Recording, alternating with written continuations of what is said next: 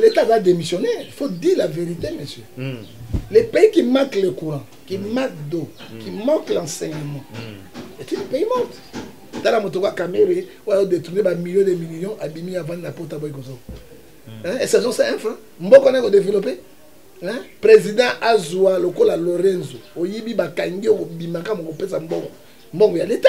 C'est que Lorenzo a fait en Angola. Moi, c'est avant de dire, surtout Kapinda. Oh, les goro de Boyabimi. Papa, les goro de Tepinda, on va venir en Ngolo.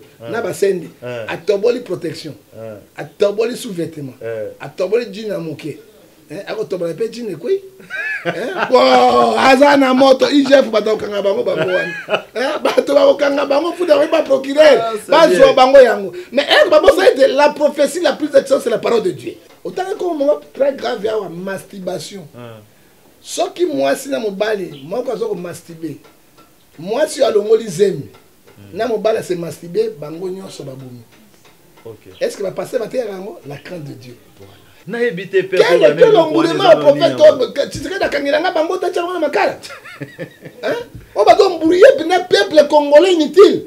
Bango ba mona ba guerre Ukraine té, ba mona ba coup d'état té, ba mona ba guerre est té. Kaka na moi na chambre haute, ozo sa publicité ya mabe na hôtel ya bato. Pasteur ba meni mesanga ba droguer, ba bomber. Yo ba descendre sur prière à tribo. Aza meli à langwe. Hein? Abani ko sabat. Na station royale jamais okoyi ko lata sous bilambo. C'est blasphème contre le Saint-Esprit. Il y a lati yango, oyo Bible lobi Matthieu 23 verset 5 à 7, il porte de longues robes pour être vu à la population pour tromper les gens. Intimidation. Mais ça n'a aucun impact ni quoi. Voilà, fidèles internautes, bonjour, bonsoir selon les temps que vous avez eu l'opportunité de nous suivre en direct. C'est votre humble serviteur, Gad Mouzitou, qui est là, votre grand G, grand garçon de la ville, garçon Soukaïna. Je suis là pour vous donner les actualités, vous informer à travers notre émission Variété des Stars, une émission qui reçoit les gens qui sont connus, les gens qui sont tellement connus, comme de musiciens, de pasteurs, de prophètes, les gens vraiment que vous voyez tout le temps à l'internet. Dans cette émission, Gad Mouzitou discute autour de leur carrière, leur parcours et des actualités pendant 30 minutes. Aujourd'hui, ça sera le tour du grand prophète, grand pasteur, parce qu'on commence par pasteur pour prophète. C'est comme ça, ça se passe toujours. Donc, je reçois pour vous aujourd'hui prophète Ngefa, l'homme qui sait bien parler. Je dois aussi parler à Lingala parce que chez nous, c'est bilingue. Donc, bilingue, Lingala, français, tout. Et ça, la ranango et dérangeant ranango. Donc, voilà. Alors, pasteur, prophète Ngefa, Aza Oyo, invité pour la Nélelo. À Messana, on s'appelle Sabino, Nakolo Banaye, Naba réponse Naé. Tout à l'heure, Yo Kasko, Yo Oto Kosola. Parce qu'on va parler à propos, il y a religion, politique, moukier, et puis actualité, aux autres, vraiment, mais mingi religion parce que Aza on a la religion parce que Ngapemba Libosono Yambaye, le non Yambaye, d'accord, si volété. Na ba question nanga toucher n'importe mais plus d'abord oyo salaye.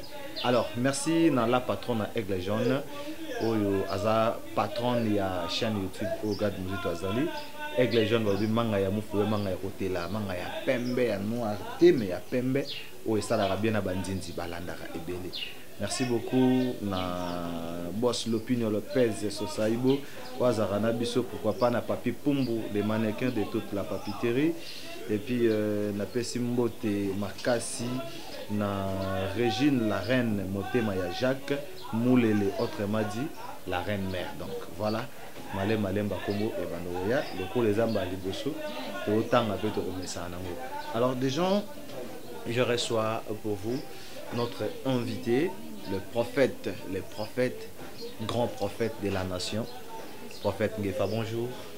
Bonjour, messieurs les journalistes. Moi, je ne suis pas prophète de la nation. La nation que Dieu avait dit, c'était Israël. Okay. On ne doit pas confondre les choses. Okay. Aujourd'hui, nous avons plusieurs prophètes. Parce que la Bible nous dit, Ephésiens 4, verset 11, j'ai choisi les autres comme les apôtres au pluriel. Les autres comme les prophètes au pluriel. Les autres comme les évangélistes au pluriel.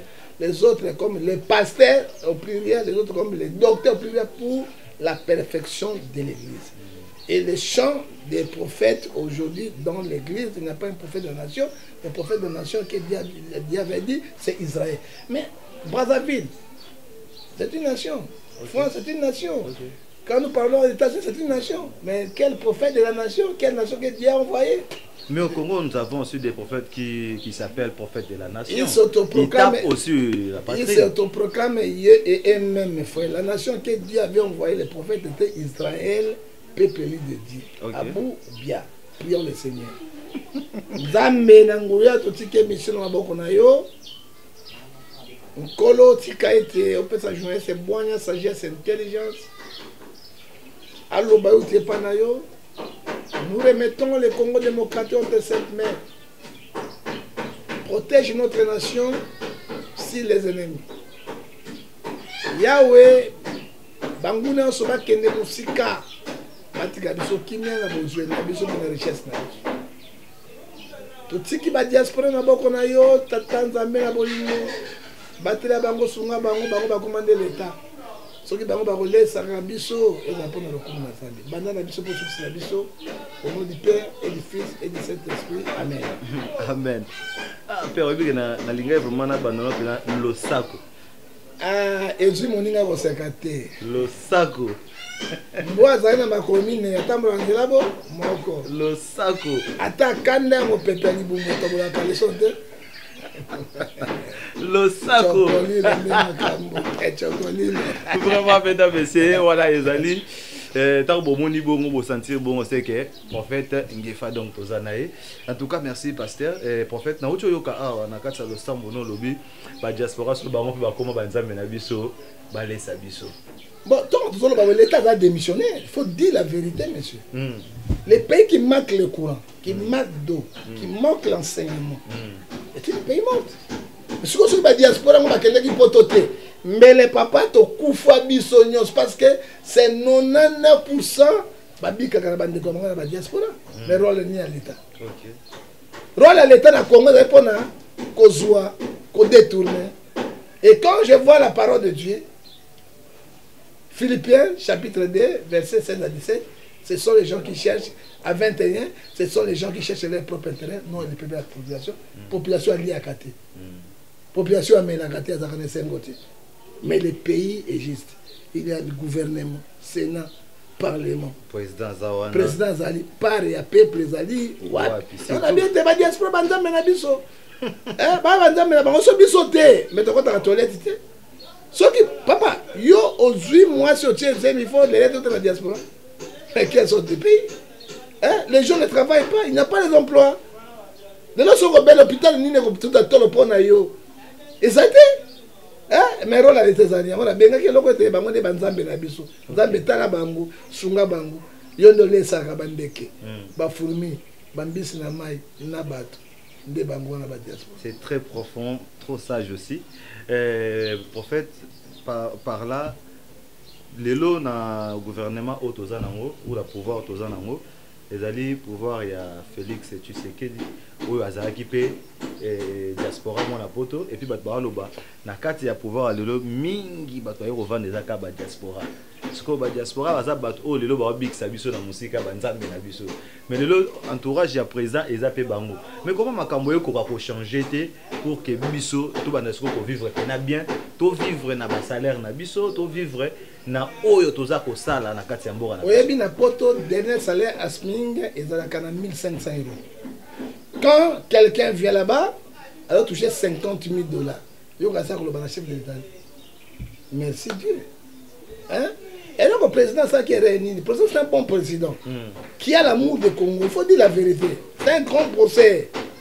Hein? Alingi comme mais kako changer moi mouké. Mais bon entourage à président ils ont mabé. Parce que il fallait azoura ba congolais pour bazali expérimenter ya awa. Oye ba yebi vie sociale ya bato ba kemba awa. Asanga na bango la présidence hein quelque chose ko changer. Mais mutu asanga na pototé. Azaka 800 000 $200 ba pesa la mindele. Azaka tongo midi pour na kati ya baba. Mais là comme conseiller tel yo ko katsa ko sala nini. Mais c'est à yo. Hein? Ata yo ndenge zo ko sala nini. Hein? Nga na mona na régime Mobutu. Le régime à Kabila le père à Tshisekedi. Il y a Kabila le père, na Kabila le fils. Dans mon conseiller, na 4 hôtels, na Bassi, alors tu as bambongo belé boisa filmé na mon yangote. C'est sur l'argent de l'État. Na mon yangote. Et puis sur mon moto ya mbongo a mis la kisakate. Hein? Au moins est un bon na poche na été. Président de la République est un bon mbongo te. Parce qu'il est mon bon. Mais on est commis sur la ville, si on a supermarché, bango, na bango, ba conseiller, banane, et la population totale. L'objet, il ne peut pas voter. Hein? Et là, le président, ça qui est réel, il y a un mauvais collaborateur. Alors, le collaborateur, il y a ma baie, ma piaquet. On va voir na poto, ma sanga, na bar, na ma tongue, tout cela. Il fallait, na bolingo, président de la Kanango. Hein? Le président n'est pas mauvais, il faut dire la vérité. Il n'est pas mauvais. Mais avant que virus, c'est un katamboka. Dans la moto, caméra, on a détourné des millions de millions, abîmés avant la porte à Boykozo. Et ça, c'est un franc. Mboko n'a pas développé. Président Azoua, le col à Lorenzo, au Yibi Bakangi, au Bimaka, mon père Sambon. Bon, il y a l'État. C'est que le Lorenzo a fait en Angola. Soit comme dit que moi ça mon pasteur mboko ekotambola te po nyonso bangoto bobo na ngoto bobo c'est tout des ngoto bobo et des ngoto bobo alors ça ni Mobutu disait le chef de l'État n'est pas magicien.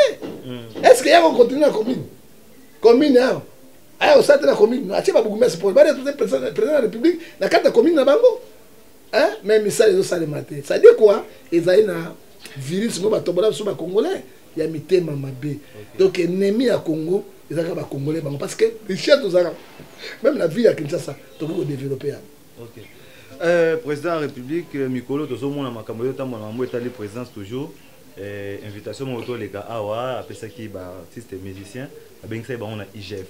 Alors total pe ba pasteur mususu na ba prophète mususu bazo senga pe que non le rôle au président et gouvernement plutôt utiliser terme gouvernement tellement gouvernement yambi ba artiste musicien na IGF IGF Wanape et Mbappé ba prophète ba pasteur na évité prophète Ngefa ceux qui ba bengi bino lelo yo koloba ni na kati ya IGF wana et puis d'abord idée wana eza ndenge nini non idée eza mabete au lieu ya benga ba musicien ba portaka na Congo nga na comprendre te eza confusion totale musicien azoyemba nzembo sunda mae sunda ekotite bato benga bango wana okomatanga bakomatela wapi ye ministre wana na IGF ana basi na bana na famille hein yoko banzemo musuzo mona ya salité mais bato nde bozo benga bango pour ba porter éducation ni na Congo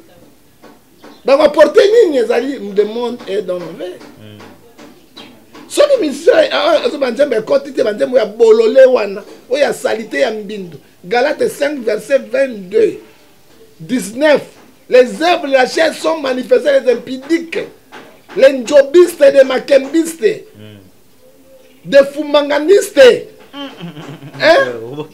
oyo bozo benga bango pour ba porter éducation nini lelo binsika ko mettre la poto te bana poto mutu ekita bana basi ya poto lelo basi na mutu ekita et donc on donne ce qu'on a hein au contraire il jette par benga ba pasteur ya solo et ça benga ba pasteur ya solo il faut papa baruti azala wana papa kilena azala wana mais ngai ba ko benga ngai te parce que eza kirina bango eza kamukuna ko kende ngala sa ko kende Délire ça na clair na ye mosusu nani ezibama pia en plus ce sont les gens baba musiciens benga bango bato ba rejita bango mais Félix Waje kwa ça nzemo mora bien ils ont un message à IGF na peut so autant de mais baleki mbongo ti je benga bango pamba hein pese loko ça nini ozwe loko pese bango mo loko yango mo banje ba IGF ki ba embela ka bato te ba embela ndé pona mboka pona patrie.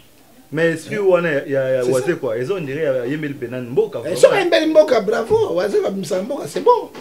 Pas Yemel Moto pour passer l'eau. Mais pas la volonté na bango moko, ozo yembanje mon patriotique pour la soutenir ba soda ba na est, ko soutenir ba passion ya biso to robeta maboko papa eloko malamu to robeta. Kuna zali dénoncer mabe si yo pena ozui chance wana kenon, ba muku na ba nyoso to tanga ape ba compter pe ke nu ozala. Oza parmi bango. Ba compter nga pour le moment l'équipe bango. Dénoncer yo dénoncer nini. On a déjà fait ça plutôt dénoncer bato bazoyi bato dénoncer mabe. D'accord dénoncer escroquerie et côté na quatre églises ensemble. Okay. Les pasteurs ne prêchent pas la vérité IGF. Très bien. Ils prêchent le mensonge. Et parmi ça, nous avons des faux prophètes.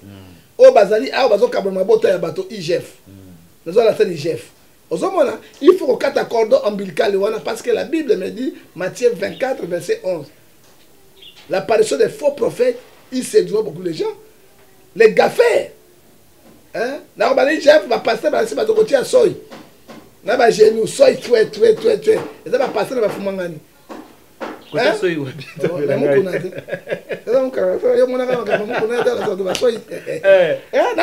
vérité.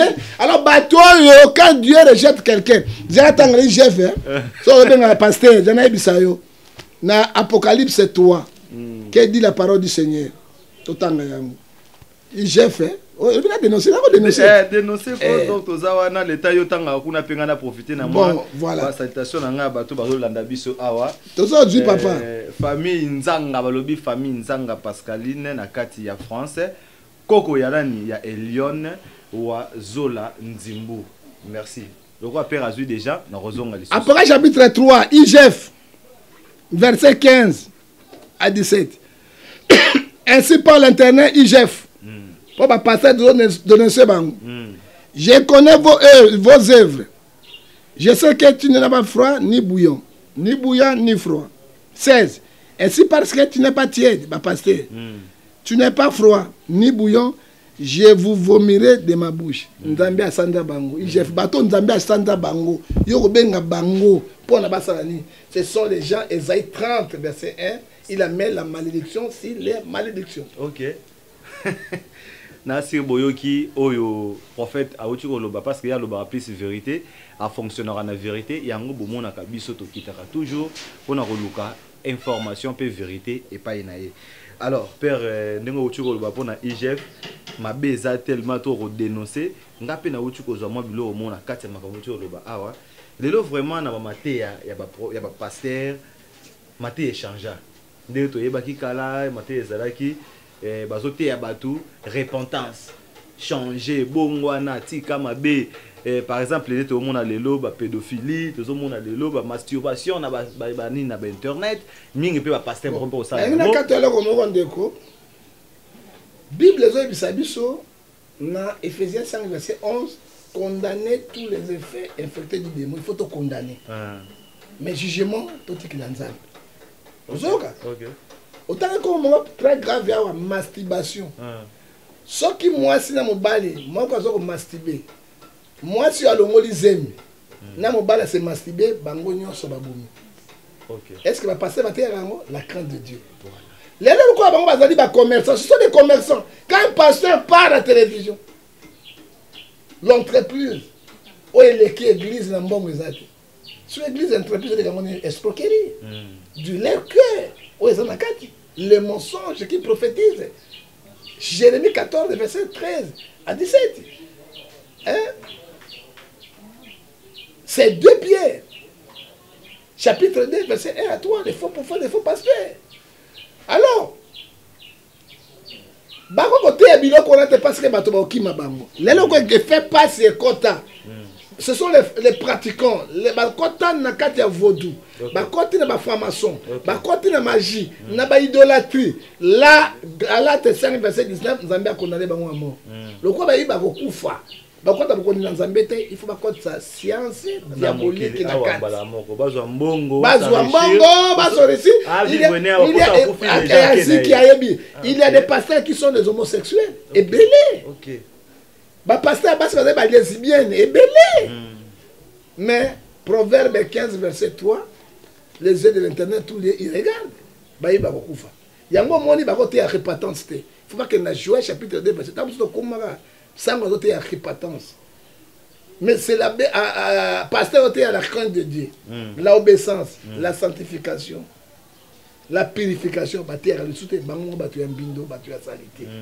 Soki batei bo bato ba ko ebelete bato ba ko kima yango moni ete soki batei ba loko be ba repentance ba craindre ba ko kima lokwa passe côté na mokili pe ba sa ba cours anthropologie qu'est-ce que signifie anthropologie étude de l'homme ba étudier ba pauvreté bato na misala bato un prophète gabi yo za $300 yo za na boye mbongo moko za nango ya ndako ya ko pesa ngai pesa mbongo suka garantie so ngana kolala wa est-ce que c'est normal c'est l'escroquerie Programme, il y a bakiti lundi til lundi. Mabondana mabonza. Programme lundi, ce sont les paresseux qui ne veulent pas travailler. Mais là, je travaille. Moi, dans Tokibo, dans la chaîne de télévision, je travaille.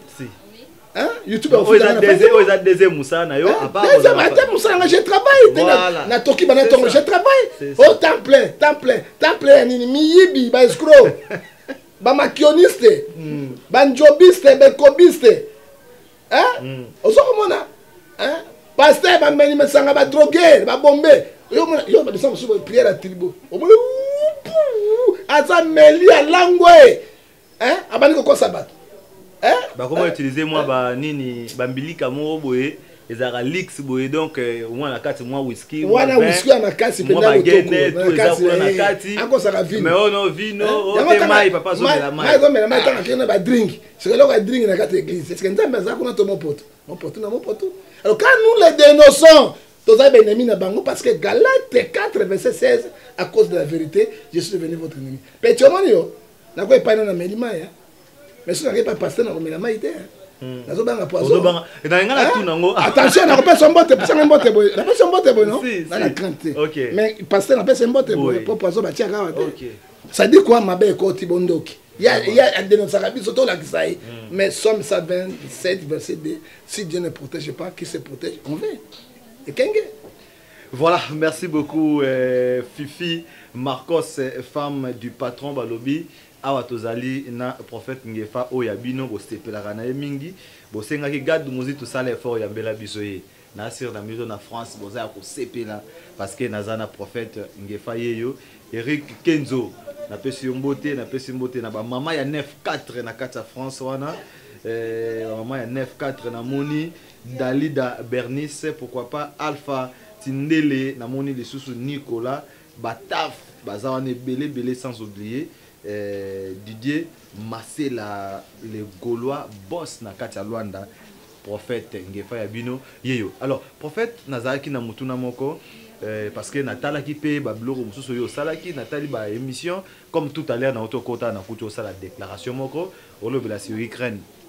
Alors na yebité ba déclaration yo loba wana ezali makambo oyo moko sali na analyse ya Kibomoto parce que misa bomoto pe monaka à part Kibomoto ou bien ezali oyo yo omoni na bonzambe nde otalisa batu ba retenir nini par rapport à la guerre à Ukraine ndenge to omona makambo ezokena. Bon ndeko journaliste Bible zo bisabiso Ephésiens 5 verset 16 racheter le temps quand les jours sont mauvais. Amos 3 c'est le but Dieu ne fait rien sans toutefois révéler ce qu'il a servité. To boy ba prophète ba kangaka batuka na côté ya hôtel. Na moni yo na MP na chambre sur 24 sur 9 na MP 26. Quel embrouillement! Na ebité pe quel embrouillement prophète tu serais dakangiranga bango ta tchalona makala. Hein? On va donc embrouiller le peuple congolais inutile. Bango ba mona ba guerre Ukraine était, ba mona ba coup d'état té, ba mona ba guerre est té. Quand on a moins na chambre haute, on peut sa publicité ya mabe na hôtel ya bateau. Tu n'as pas même payé. Vous avez les épreuves. Et puis quand l'hôtel patiki. Quand l'hôtel a tiki azo banga atiki bo. Dans ce quand l'hôtel a tchaké na katia na parquet à Kalamu ou bien ya limité. Hein, tu as ma tête, mais dans la prison. Un escroquerie, alors ça venait escroquerie de mensonger. Hein? Il y a mon état président par la coup d'état. Il y a mon état il y a mon état qui na goma kuna, ba rebelle on ba ko ma centre ba réfugié, il ne voit pas monsieur. Kaka papa, na mon hôtel, na fumangani, na mon hôtel na Njobi. Est-ce que you doit ba Njobi na ba fumanga ah pena ba to pité ma kasi ba pasteur oui.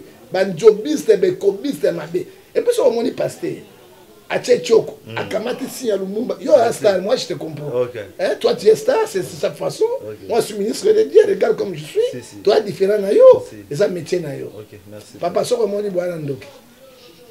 Bana bandoki belé. Et puis toko teleme na bango kino na suka. Le rôle la prophète ezani monsieur.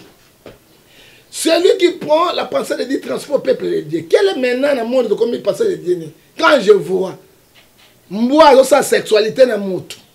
Quand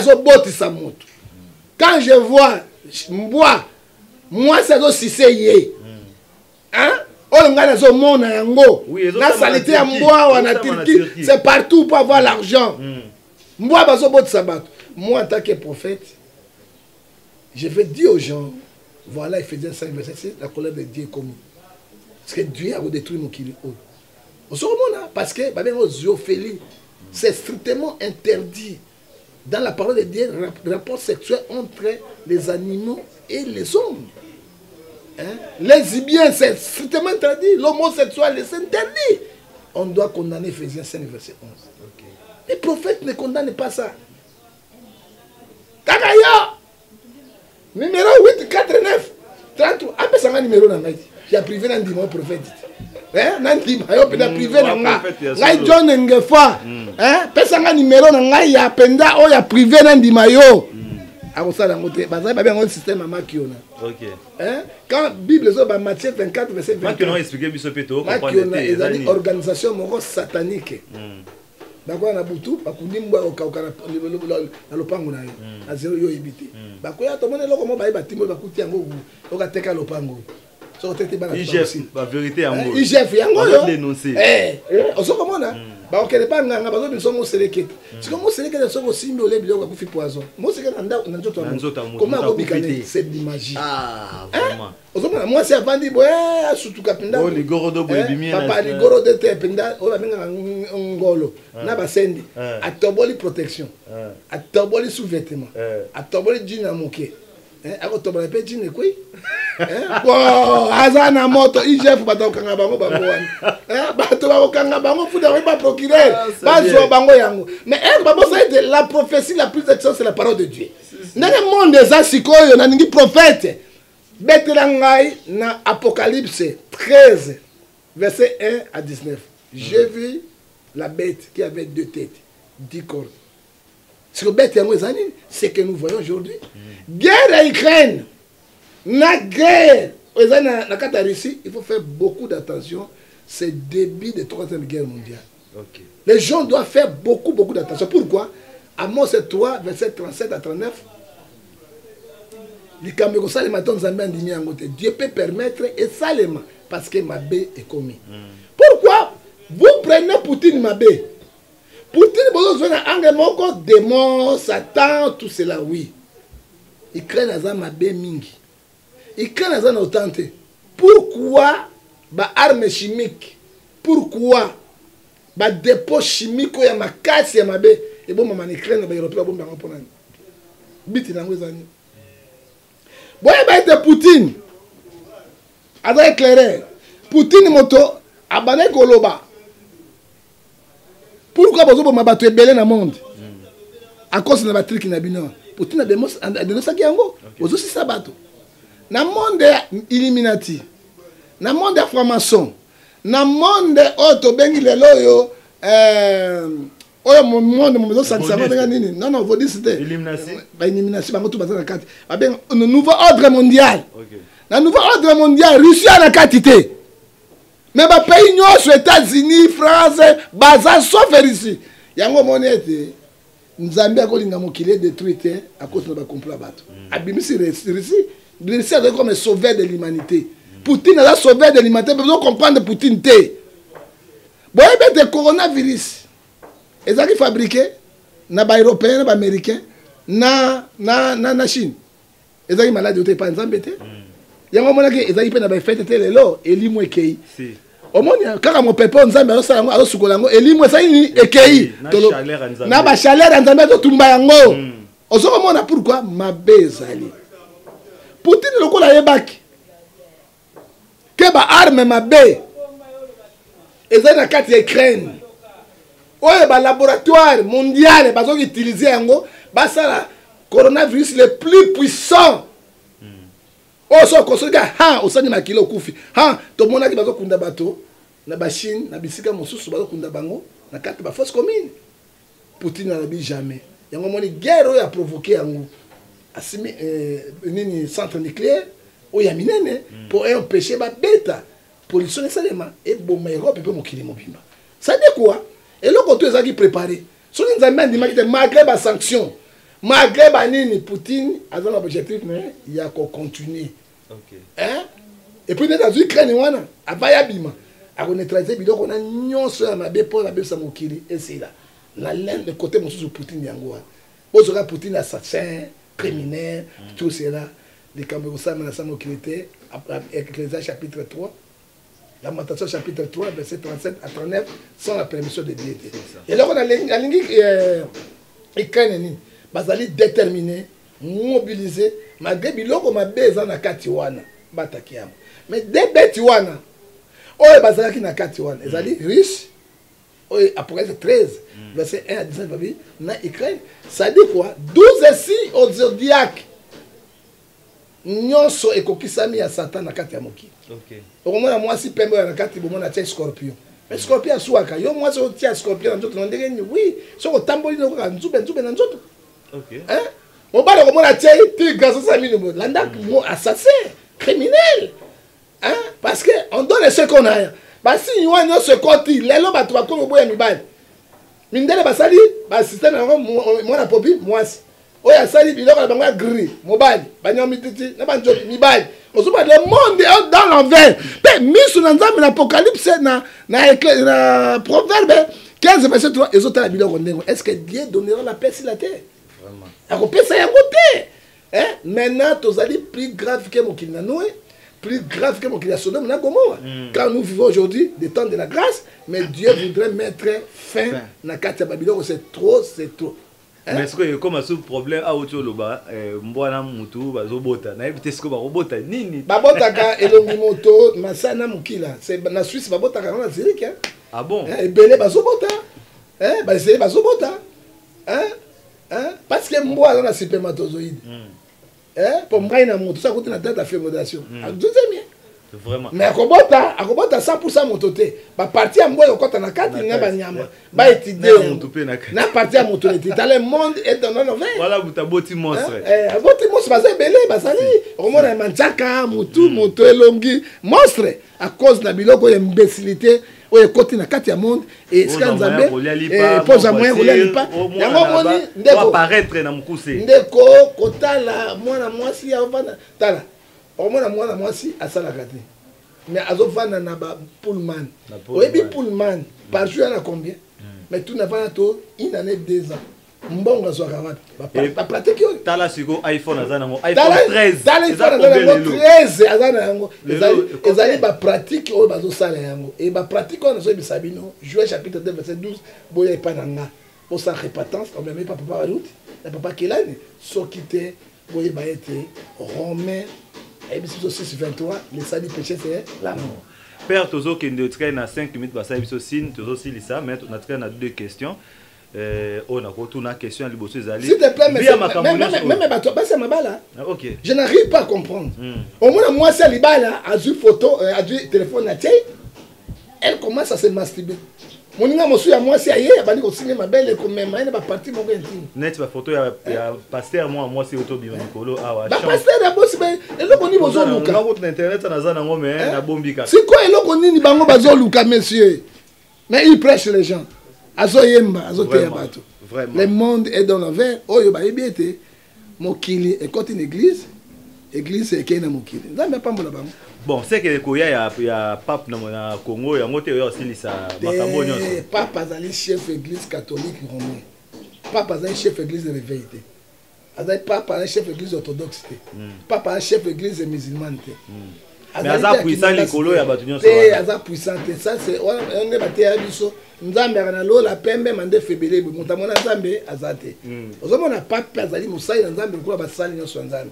Ozomona soka ye akobonda pona Congo mais azana loko ya kobakisa te. Ecclésiaste chapitre 1 verset 10 eloko ya sika ezali na sema belete. Siko banana on va changer makampo bino pe ba pasteur boza ba prophète boza bono changer pe loko te. Pasteur nyonso ba mabete. Bono changer pe loko. Pasteur ba te la vérité bazali la conscience ya ba. Net ngana c'est pas la vérité non mais makambo les changer te. Mais ils ont changé parce que conscience ya mutu. Les gens qui ont opération qui ne peut pas être ça. Mais yo journaliste kaka yo o melima. Et là on look à place pour belle elle était allée au bord à mola nzela. Sauf nga sala. Ah mais ça pas mola yo. Cameraman na sala ka. Ah nous ça 6 heures.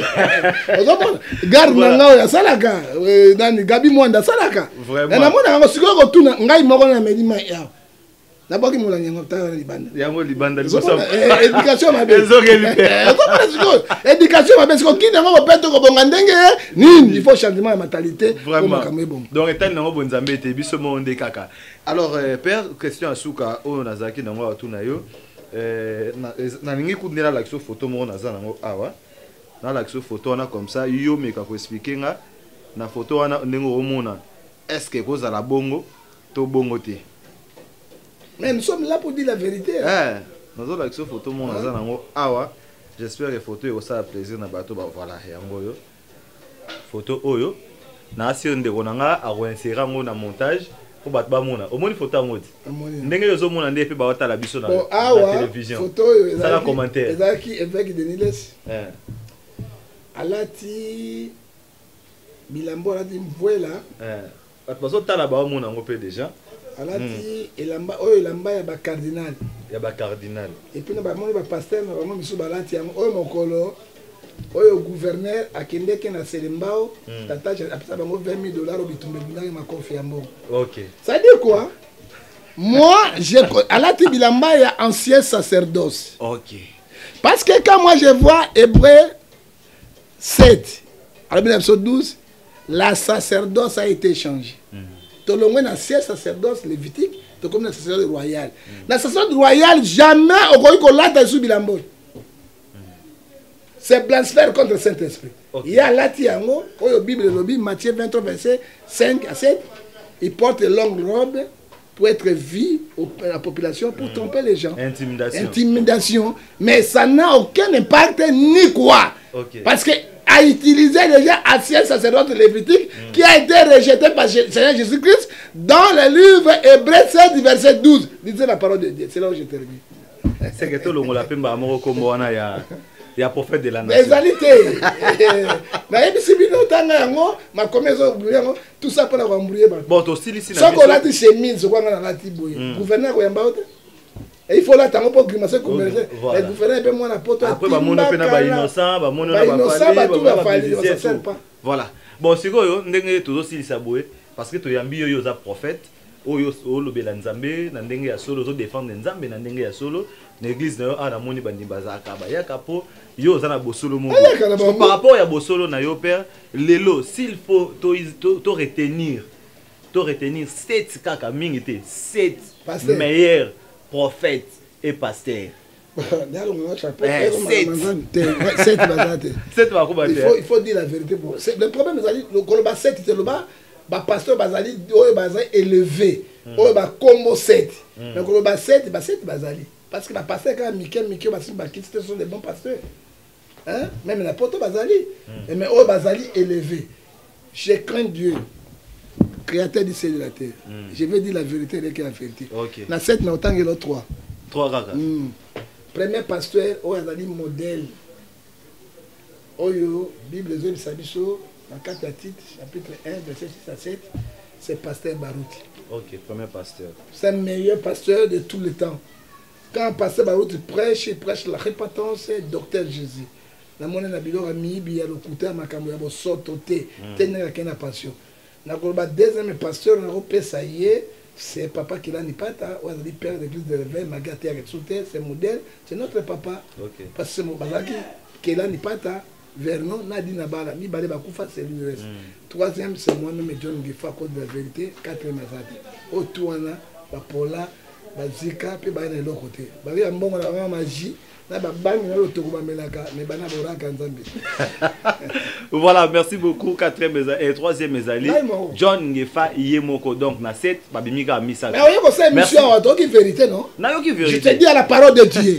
Soit tu as la constitution, tu n'as la constitution. Parce que na telemi, pour na to ça, mukana nanzana. Nzambe pe otombole yango. Pe na tombole loboko. Alors, bango ça bango mission quand ta verset biblique mo côté nzambe akendera. Mawatro président Bilam Kolo na pesi mbote président Bilam Kolo balobi. Toujours les formidables de Weranson très licolo. Les trios, bana maman moko 15 ans, bazaka ensemble, bolingo, oyo ba pasteur bater ka baonde bazaka nango. 15 ans, baza bienvenue, bazali espoir, et puis na des données, bazaka misa, tout va vivre ensemble, même vie, merci. Na pesi mbote rapidement, na boss Lopinio Lopez et Césabo, Yabiso, les anges de Wera sont toujours Likolo. Grec la vie, l'homme de code Balobi, Mutuka Bank. Grec la vie. Jérémy Cosmas, les nobles, n'a pas si on beauté, pourquoi pas Claudia Tiboaps. Balobi Claudia Tiboaps, c'est toujours Dona Monica na Luanda et à soutenir de la soutenir à Kaka. Pourquoi pas le président Dada Muzinga. Dada Muzinga et balé ya dollar balobi poche ka karate poche mai wana le roi de la forêt de muta confirma ce qui wera ndimi nani akoboya eza lokola prophète Ngefa ndimi ke bazaka misatu yo soko boyi sa mokili na yo prophète soyo pesa bato mbote te lelo ko pesi bien papa émission de qui toko merci ça na pesi mbote ko na pesi le kumu na bato OK na pesi kana Jésus Christ l'homme de Galilée voilà ici le Seigneur pour permettre na tout ça lelo yo battre ni pema na comme na tata pe na mwana na molimo santu amen amen merci beaucoup quand tu regardes Muzito émission pe s'il y a en prière à passer na lo basuni prophète asili si ngana lo bani. Merci.